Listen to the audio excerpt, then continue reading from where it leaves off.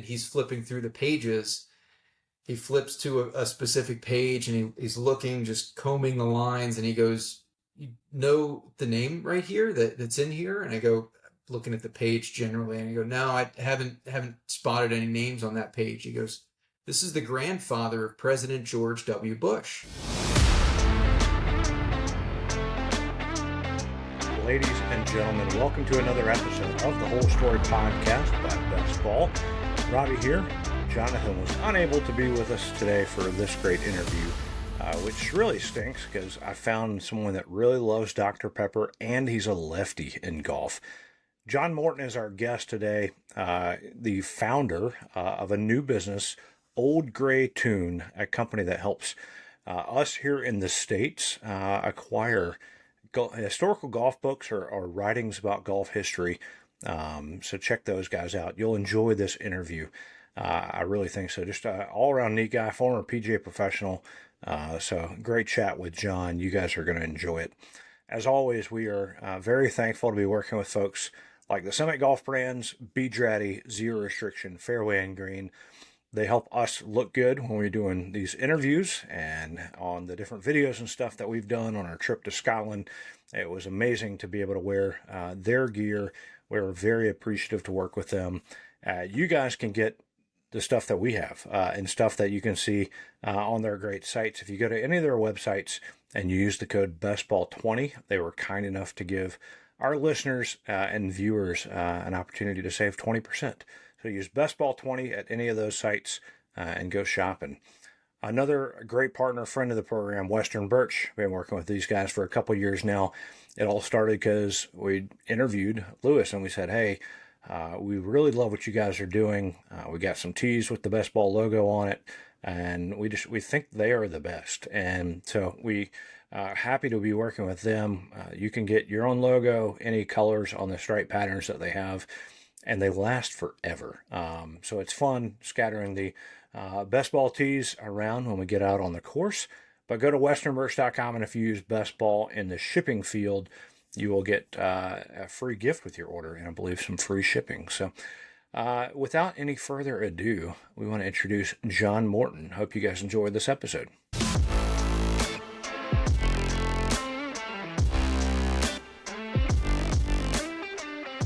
All right, John Morton, welcome to the Whole Story Podcast. Appreciate you joining us today. Absolutely. Thanks for having me on.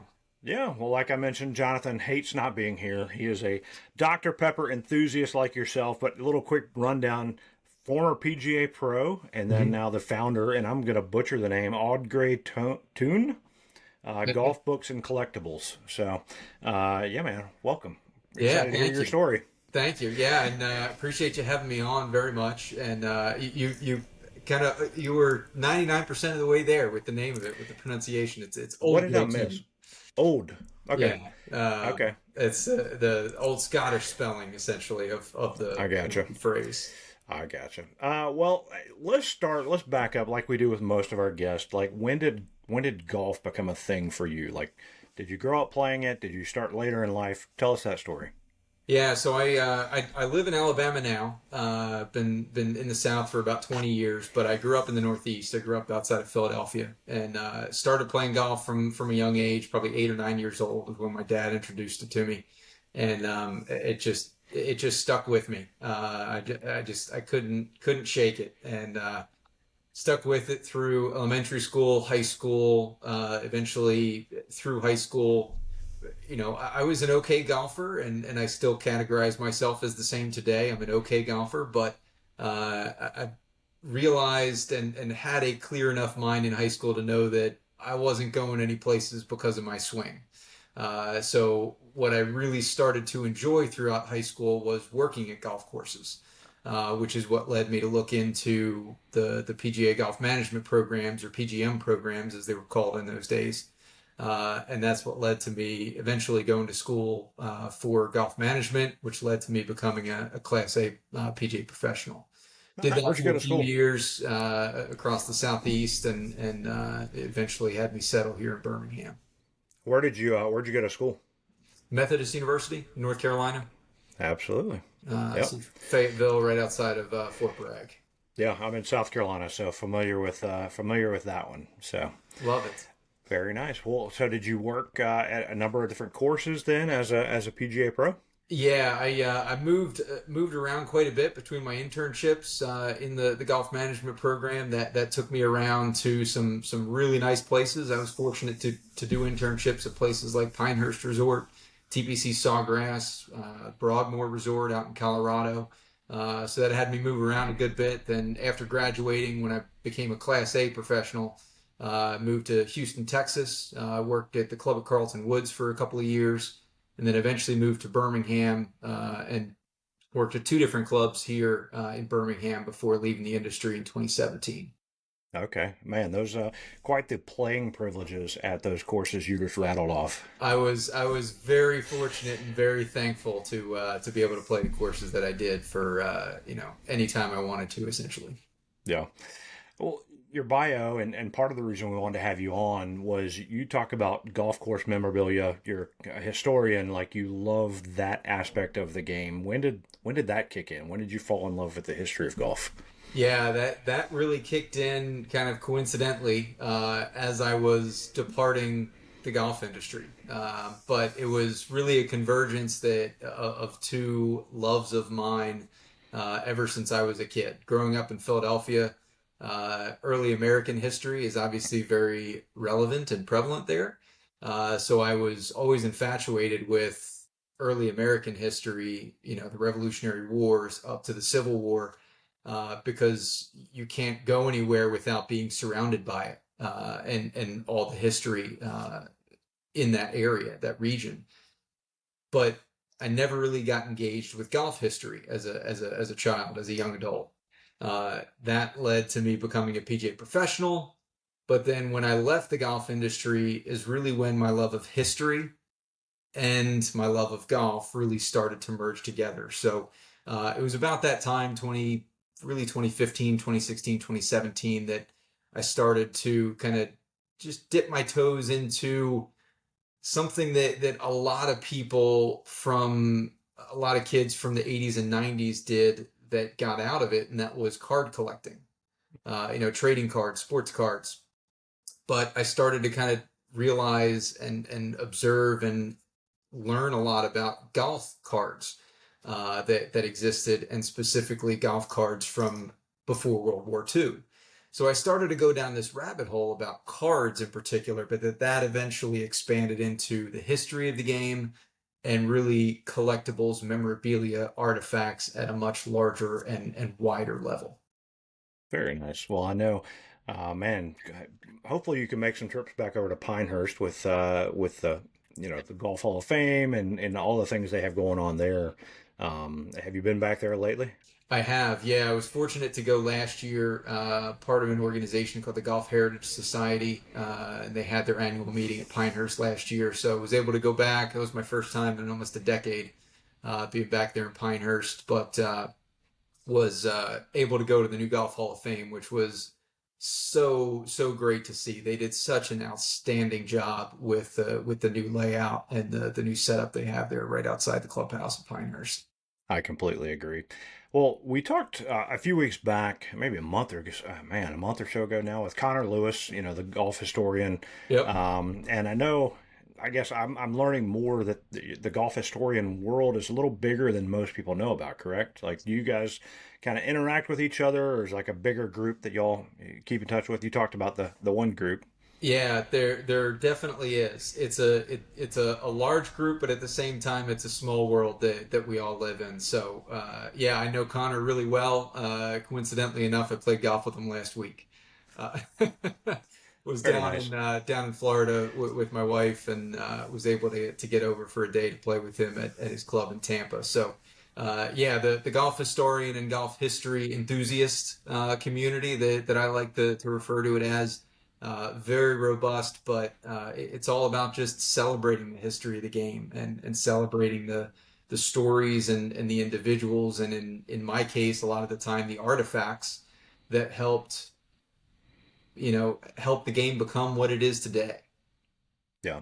So you collect stuff as well, right? You talked about the cards and stuff like that. Have you kind of? I'm guessing you've broadened your collectibles, right? So what are some of the things that stand out maybe that you've collected over the years?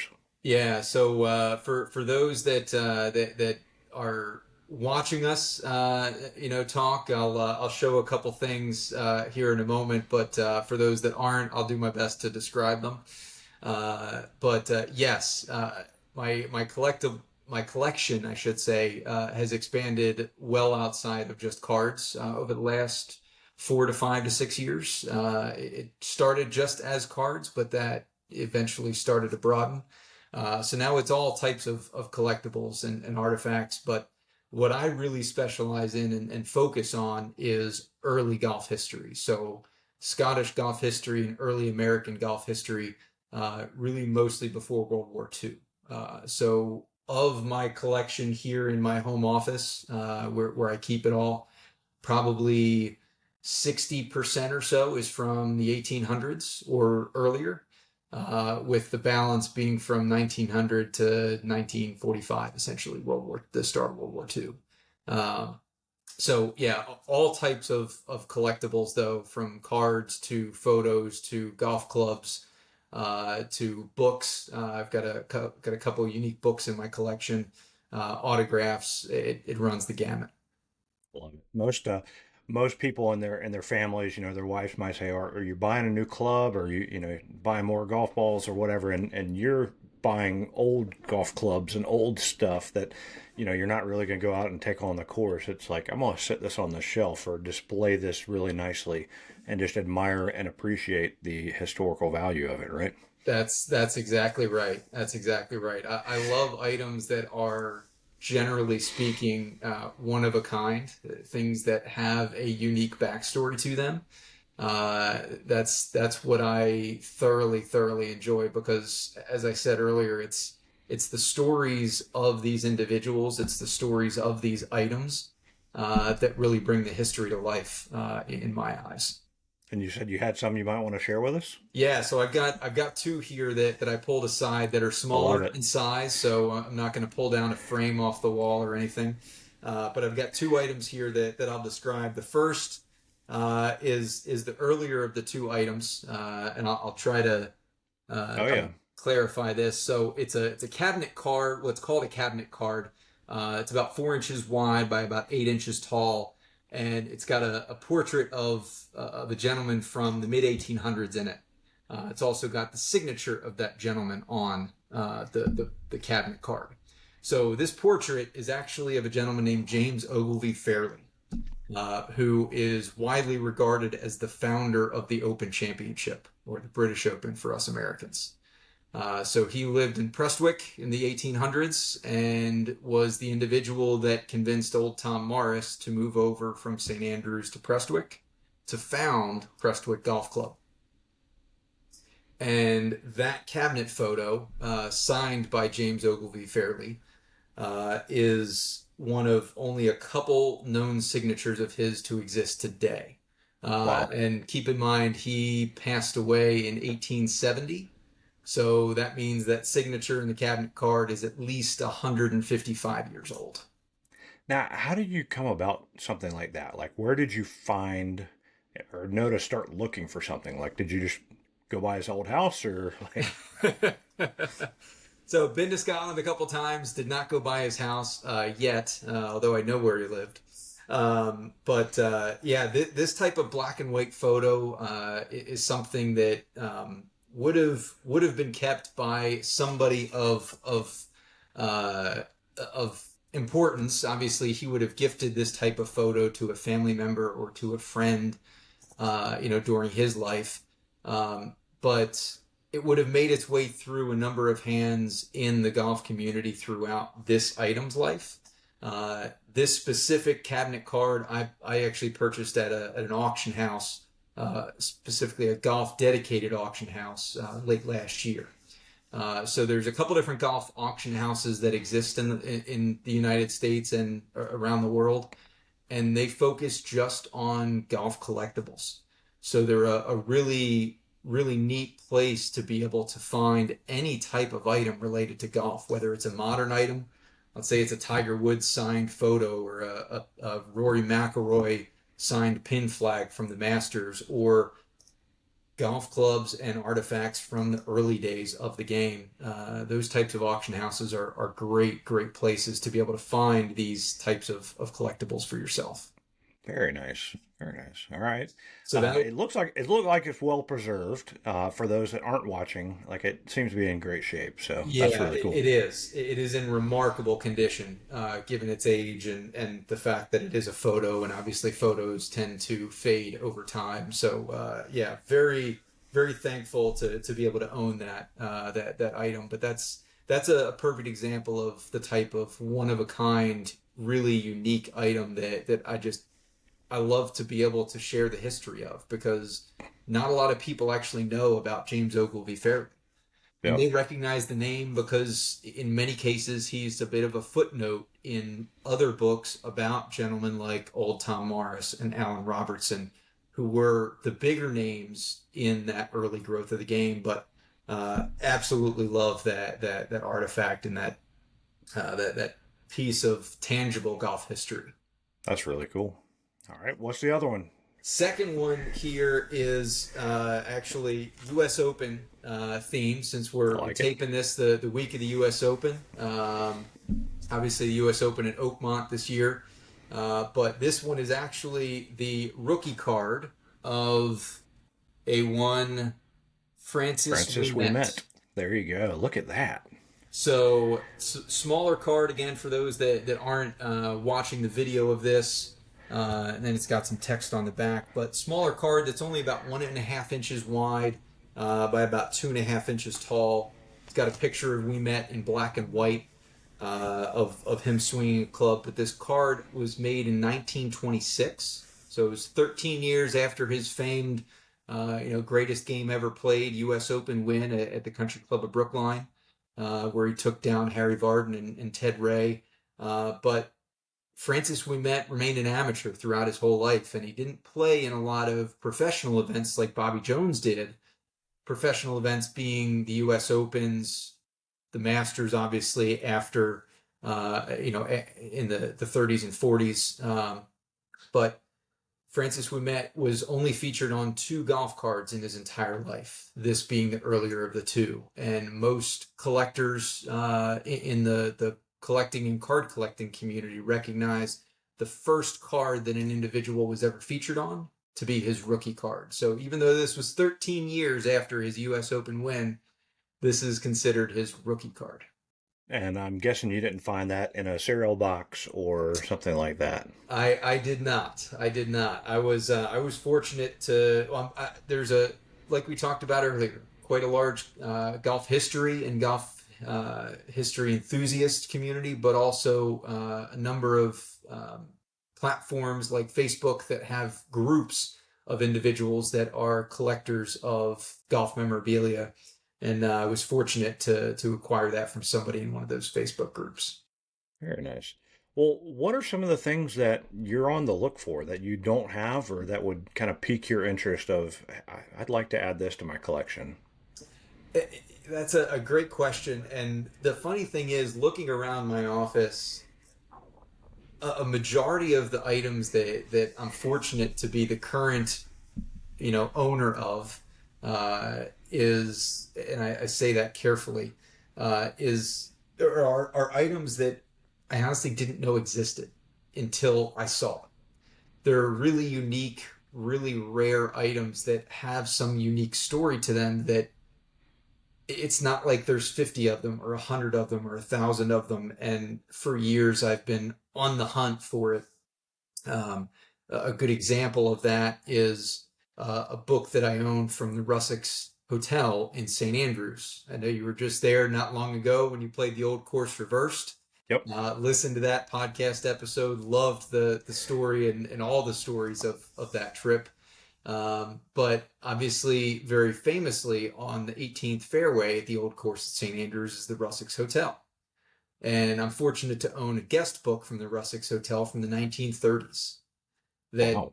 is obviously the only version of that to ever exist, but it's got a lot of history to it.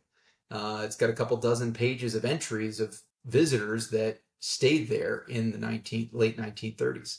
But that's a good example of something that I've never really desired that, but when I saw it come up for auction, I knew I had to have it because I knew the history that resided within it. Yeah, Um, that's interesting to think about. It's not specifically golf related, a card, a club, or something like that, but the Rusacks is obviously so closely tied to St. Andrews that it has a lot of value for those that really love and appreciate the history of the game. Absolutely, and there's a lot of entries in there that are tied to golf history of individuals like Bobby Jones, Francis Ouimet, actually at the time a future King of England. There's quite a few fascinating stories within that book, but yeah, you're absolutely right. Not actually a golf related item, but something that has indirect ties to the game for sure. And you just increased your autograph collection by a lot with that purchase.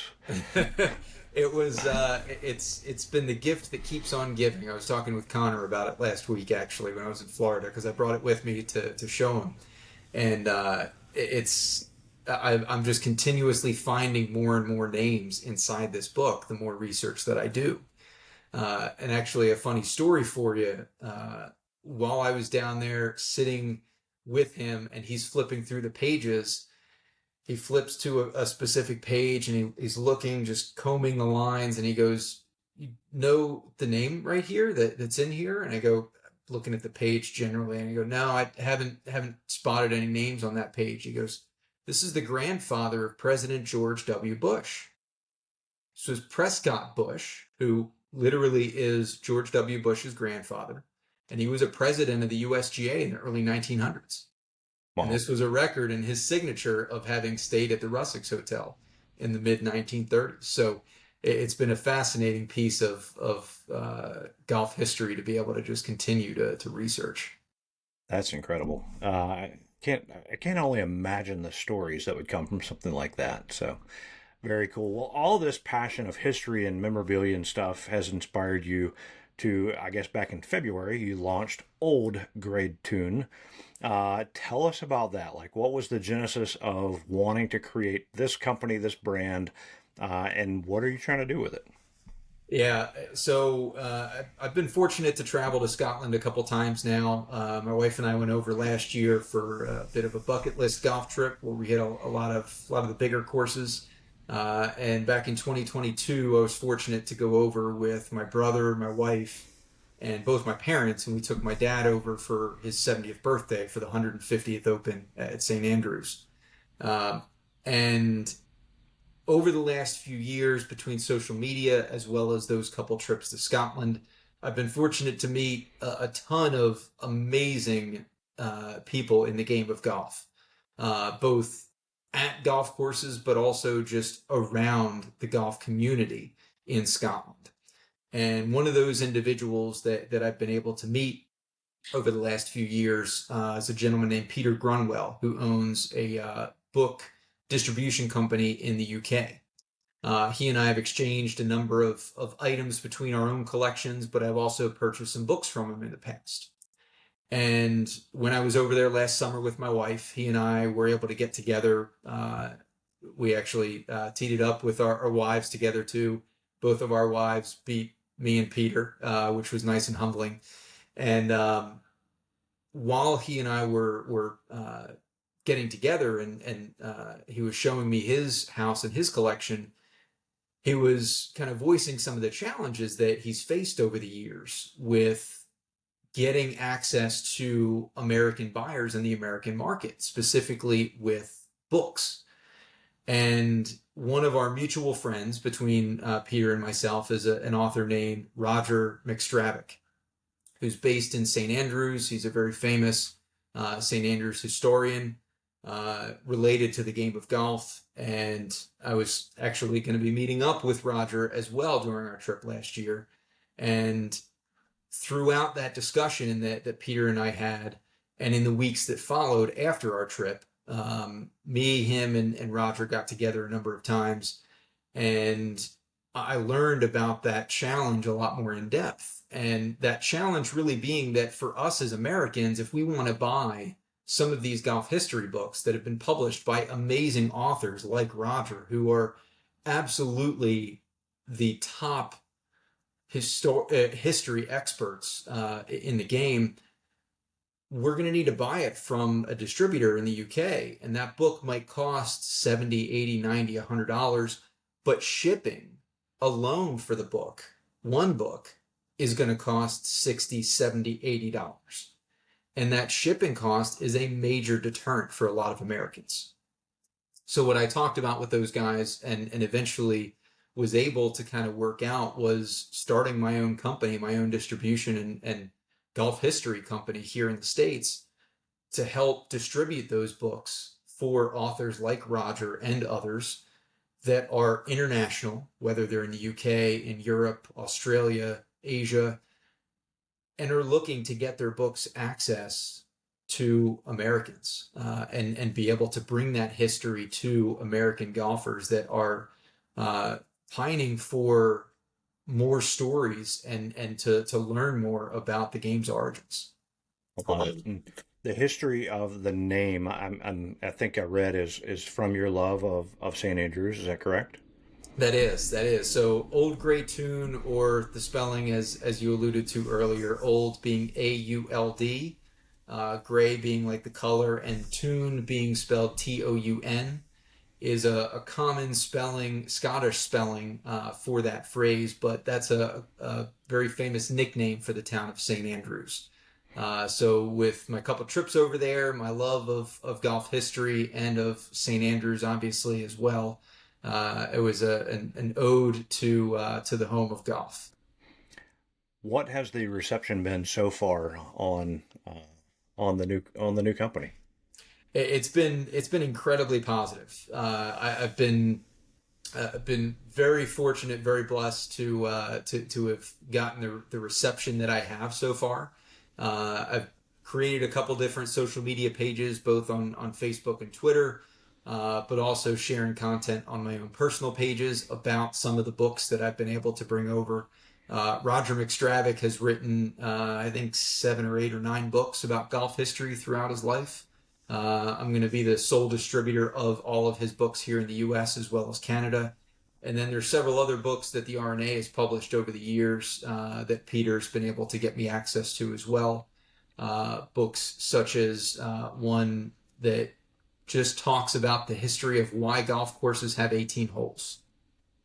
It's kind of a simple question, but it's got a very rich and deep history to it. So it's a lot of really fascinating books that share, again, the history of where the game came from, and kind of how it became what it is today. So it's been a really great reception so far. I've been fortunate to have a lot of support from a lot of fellow golf historians and golf history enthusiasts here in the States and in Canada. But it's been really positive so far, and a couple cool things coming down the pipeline later this year that'll expand it even more. I love it. Well, tell people how they can find the website and find what you're doing. Yeah, so the website is that unique spelling of it's oldgreytoungolf.com. And again, that's AULDGREYTOUN golf.com. You can also simply look it up just on either Google, on Twitter, on Facebook, or even on Instagram, just on my personal page. And my personal pages on all of those platforms is simply at John Morton 215. So simple, standard kind of setup for that. But yeah, oldgreytoungolf.com, and all of those books are for sale. And what really makes it easy for American buyers is I'm keeping stock here in the U.S. That's what is helping bring that history to your doorstep for a much lower cost and make it much more affordable for you to be able to learn about the history of the game. Is I'm keeping that stock here. So being able to bring it over in bulk means saving a lot on shipping costs. So that's really what's helping make it happen. Very nice. Very nice. Well, we will include links to all this stuff in the show notes. So if people want to check that out, they can. Let's talk about your golf game a little bit. You mentioned you've made a couple trips now over there. Where all have you played, and what have been some of your favorite courses over there? Yeah, so like I said, made two trips over there so far. A third one is planned for August of this year. So a couple months out. I got about 60 days out before our next trip. But in 2022, when I went over with my family, we played at Carnoustie. It was more of a family trip, so we were going to the Open for a couple days at St. Andrews. We played one round at Carnoustie. Then we went over to the West Coast and was able to visit the hometown of my father's side of the family where they immigrated from. But last year was the bigger bucket list golf trip for my wife and I, just the two of us. We went over, we played 11 rounds in 10 days.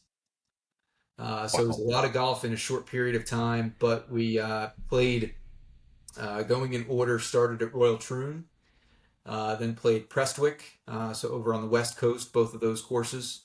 Then we went off the West Coast over to the Isle of Arran and played Shiskin Golf and Country Club, or Golf and Tennis Club, I should say, and Corey Golf Club over on the island. Then came back over, we played North Berwick. We also hit up Brunsfield Links, which is a pitch and putt in the middle of Edinburgh in a public park, which is a fascinating experience. Yeah. And then made our way up to St. Andrews. We played Carnoustie again because I needed revenge. And we also played the Castle Course. We played Ely. We played the new course. And we finished the final day, the final round at the old course. Very nice. What'd you think of the old course? The old course, I was walking on clouds. As a golf history nut and nerd, as I lovingly refer to myself, I don't know how I made contact with the ball all day. Because Same. I was just infatuated. We spent the week there. We spent a whole week staying in St. Andrews, so it's not like I showed up and hadn't already seen the course. We walked around a good bit throughout that week, but still being able to stand on that first tee box and my hands were quite literally shaking, as I'm sure they were for you as well, knowing all of the individuals that had stood on that same exact plot of land and struck a golf ball throughout the last 150 years. It really hit hard. It was quite an emotional experience and borderline religious experience, not to disparage actual religion in the world today, but quite religious for a golf history enthusiast. Yeah, I completely agree, and I can't wait to go back. Excited to hear about more about your August trip. Where are you heading? Yeah, so we're splitting this trip this year. We did 2 days last year in Prestwick, one night on the Isle of Arran, and then 6 nights in St. Andrews. So very heavy on the East Coast there in Edinburgh and St. Andrews. This year we are staying 3 nights in St. Andrews, 5 nights on the Isle of Arran, because we absolutely fell in love with that island. And then finishing it off with 2 nights in Prestwick. So we're going to start in St. Andrews, be able to meet up with guys like Roger and Peter and reconnect with them, go out to dinner with them, and got a couple rounds of golf planned out there. We're actually going to meet up with Ryan Caven, our mutual friend and Nice. photographer. He's going to come out and join us for our round at Crail. We're also going to play Anstruther, the famous 9-hole course over close to St. Andrews. And then we've got a round at Jubilee, and then hoping to hit the lottery, the ballot for the old course before we then head over to the Isle of Arran for a bunch of golf at all of their golf courses on that island. Yeah, I am going in August as well. We are going up to Inverness in the Highlands. Um, Wonderful. eh, my wife and I are helping to chaperone our daughter's the youth choir trip from our church. Okay. And I'm not bringing clubs, but I'm going to try my best to find my way I, onto a course. I think your clubs should just mysteriously get picked up by FedEx, and that Ship FedEx label sticks, right? happens to have a Shipsticks logo on or label on it. I think it Yeah, just, honey, I couldn't do anything about it. The FedEx driver just stole they took them. them. Yeah. No, I have been doing research. We will be driving past Dornick. And God, yeah, there are a number up in that area that I would love to at least stop and if nothing else, just say I was there. So, Absolutely, yep. absolutely. I think Dornick would be a fun lunch spot for you guys to be able to swing by. Yeah, I'd take a bunch of high schoolers out there. It'd be a lot of fun. Um, That's going to be fascinating. well, we ask everybody when we're talking about your game. We're all about golf stories. Hmm. I want to hear the story of your most memorable golf shot. My most memorable golf shot. Um, well, I need to give you two because I can give you my most memorable golf shot that I've ever hit, but then my most memorable golf shot I've ever witnessed Okay. wasn't something that I hit. So the most memorable shot I've ever hit would be my opening tee shot at the Old Course. Just simply put, and that even trumps. I've been fortunate to have one hole in one in my life, but the opening tee shot at the Old Course just trumps it. There's just something, like I said earlier, it's an out of body experience to be able to stand there knowing that every great golfer in history, from Tiger Woods to Jack Nicklaus to Bobby Jones and Walter Hagen to old Tom Morris and Alan Robertson, to kings of England, every single famous golfer has ever stood on that tee box. And that was my hands were literally shaking as I was holding my 3-iron, trying to make contact with the ball. And thankfully, I hit the fairway. Yes, it's a 129-yard fairway, but I did hit the fairway and I put it down the middle. Nice. um, but my most memorable shot that I've ever witnessed and it's more of an emotional one. But in 2022, when we were over there with my family, um, my father and my brother and my wife and I teed it up at St. Andrews. My mom just followed along and walked with us for the round and heckled us the whole time. But uh, watching my father tee off on the 18th hole at Carnoustie, um, I'll remember that shot forever. Yeah. Something about family, but that trip in particular for his 70th birthday, being able to trace the origins of our family in Scotland. Um, it was just such a impactful trip, and that 18th hole at Carnoustie, very famous tee shot, obviously mostly because of Jean Van de Velde. That's what 99.9% of golfers think of when they think of the 18th hole at Carnoustie. But it's a very picturesque tee shot, and I remember throughout that round, I had been taking photos and videos of my brother, my dad, and my wife, and they were able to get a couple of me, but I really don't care about photos or videos of myself. I just like taking them of other people. Um, and I was able to get a photo. It's a live photo on my iPhone of my dad's swing on the 18th hole. So when I put that live photo on loop, it's just the perfect, 1.5 or 2 second clip, just rotating of his perfect swing, hitting it straight down the middle. And that was just such an impactful moment for me. I love it. Well, golf is all about the people you get to enjoy this great game with. So that is really cool. That's the truth. Very, very cool. All right. Well, we also do, if you've listened to some of these, we do a quick 9, so kind of a rapid fire. And I probably know some of the answers to this already, but favorite course that you've ever played? Uh, you actually, it's actually not the Old Course. Okay.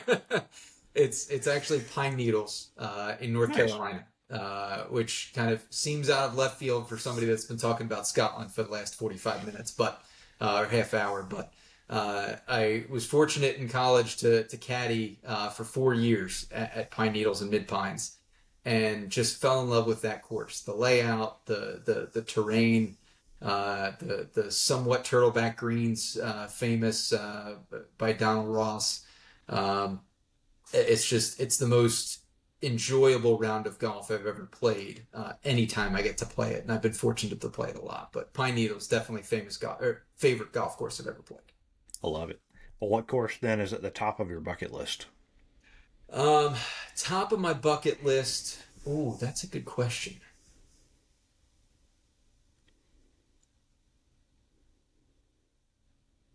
Top of my bucket list would be Muirfield. Been fortunate to play the Old course, Prestwick, a lot of the other top courses in Scotland. Um, and I've been thankful to play some neat courses here in the U.S. But Muirfield's definitely up there for me. That's going to be the top of the bucket list for me at the moment.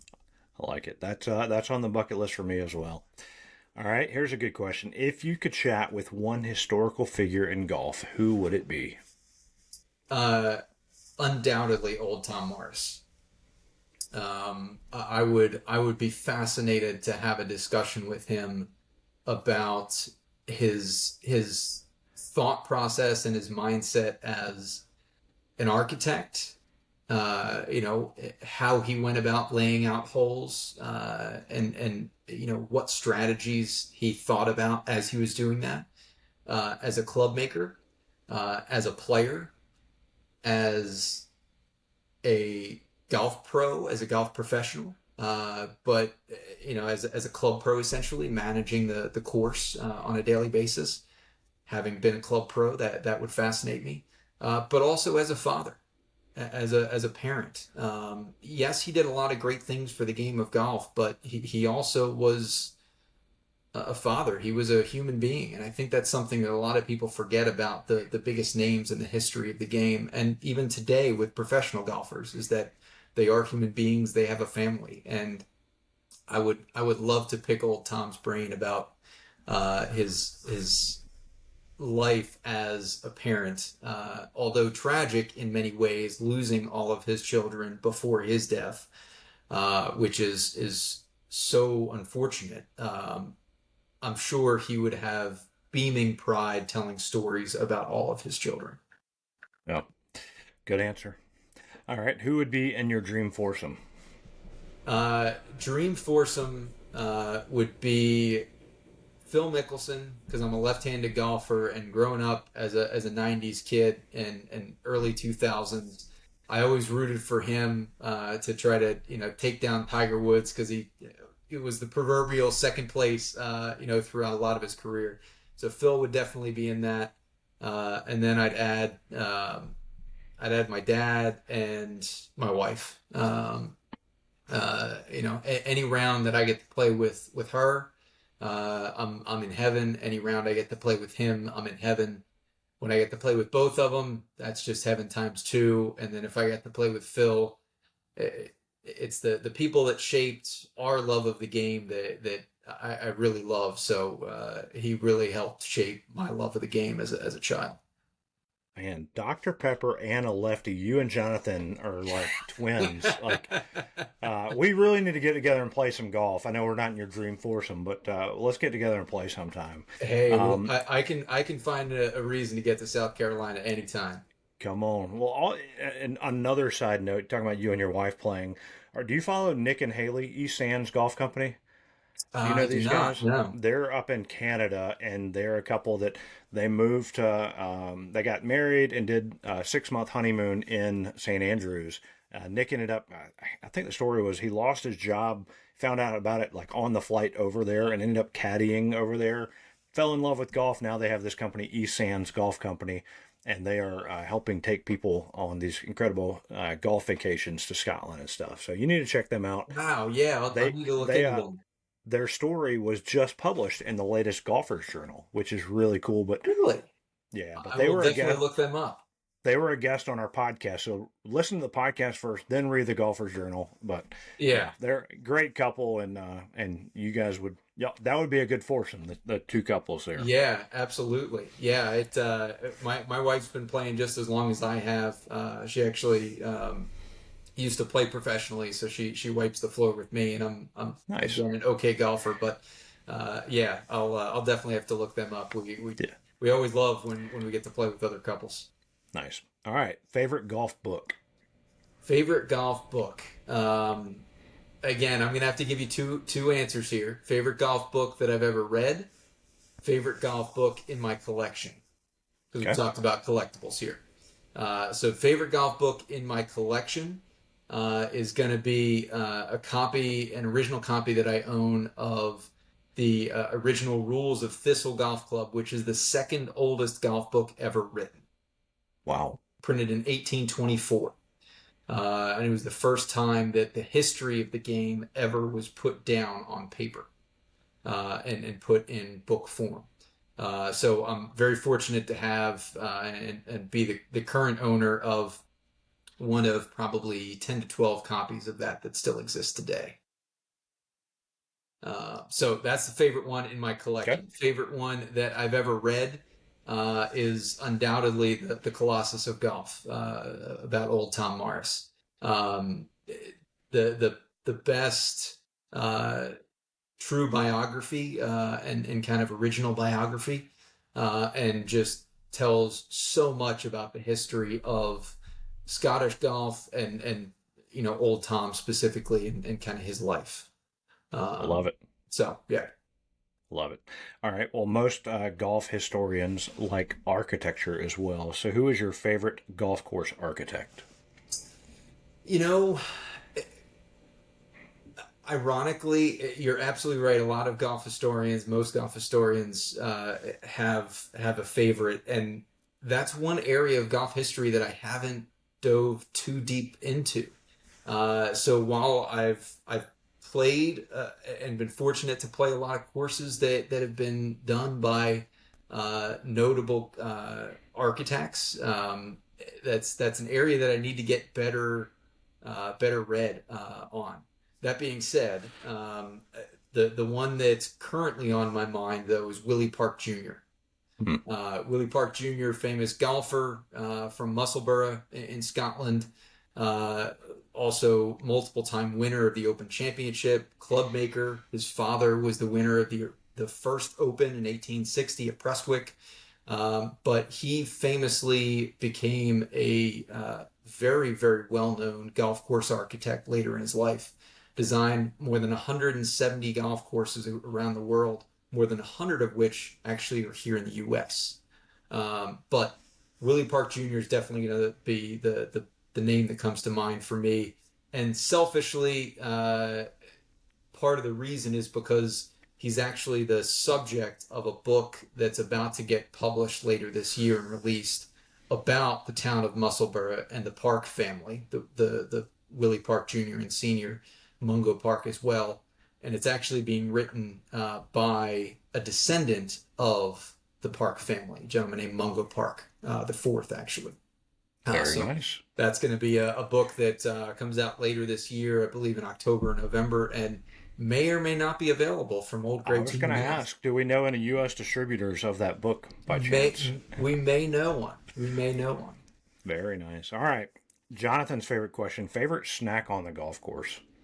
Favorite snack on a golf course, peanut butter crackers. Easy. Okay. They can get crushed. I don't care. It can be hot. It can be cold. Doesn't matter. Peanut butter crackers. Okay. One of my favorite questions, favorite golf course logo? I was very fortunate just a couple of weeks ago to get to play for the first time Sleepy Hollow Country Club in New York. And that I spent way more money than I should have in that golf shop after that round. Because that logo, the Headless Horseman, is just an absolutely timeless logo, and has always been up there for me. But having played there now and having been in that golf shop, I own quite a few items with that logo on it now. Very nice. Yeah, that one's still on our bucket list. We had John Cavalier with Lynx Gems on as a guest one time, and he raved about it. And every time you see pictures, it's iconic. So, all right, last question: what's next for Old Grey Toun? So I've got a couple different discussions going on right now with a few authors overseas, internationally, I should say. As I just alluded to a minute ago, Mungo Park IV just is in the final editing stages of his upcoming book about Musselburgh and the Park family. I actually got to spend some time with him a few weeks ago up in New York and Connecticut. As he and I spoke at a couple different events. He spoke. I just emceed a couple different events at a few country clubs about his upcoming book and the history of his family. and super, super excited about that book because there's a lot of history about Musselburgh that has been somewhat forgotten and largely forgotten by the collective community and the game as a whole. And I think this book is going to be able to kind of right that ship and kind of bring a lot of that history to the forefront and to the spotlight again. So really excited about that book coming out because the history that's going to be able to come out again. I love it. Well, So John, man, so yeah, a couple different books that are coming out soon. That's really the big thing that's coming up for me. I love it. Well, I could probably just sit here and pick your brain for a while, but like we say with most guests, like we need to get together and find some time to play some golf.